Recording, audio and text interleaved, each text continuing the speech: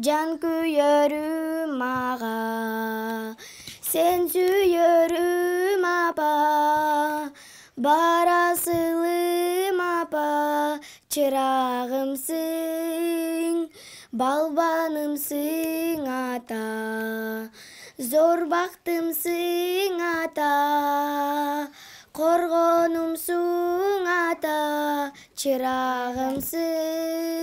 Айдай Акыналиева 10 жашта. Ал жайкы каникулда көп убактысын үйдөн өткөрөт. Өзү теңдүү курбулары менен ойноп, убактысында китеп окуп, апасына жардам бергенди унутпайт. Изирек кыз кичинекей бөбөгүнө жардамдашып, тоодон гүл терип, чоң энесин да кубандырып келет. Биз каникулда ушундай китеп окуйбуз. Биз мектепке даярданып жатабыз. Каникулду жакшы өткөрүп жатабыз. Апама мен жардам берем, үкөмдү карайм. Биз тоолорго барып, эс алабыз.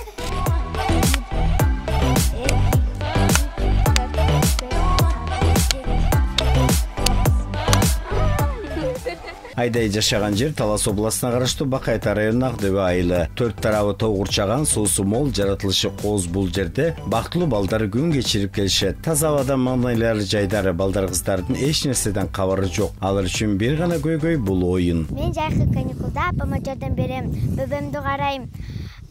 Бош убактарда китеп окуйм.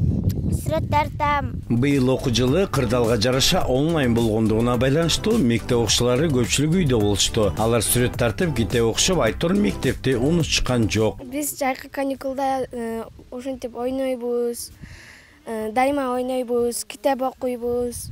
Ушинтип жайкы каникулубузду өткөрөбүз. Булардан тышкары дагы биз тоого чыгып эс алабыз, гүлдөрдү терип, апаларыбызга алып келип беребиз. Акылай досторунан жашы чоң болсо дагы аларга ар кандай кызыктуу оюндарды үйрөтүп, ойноп келет.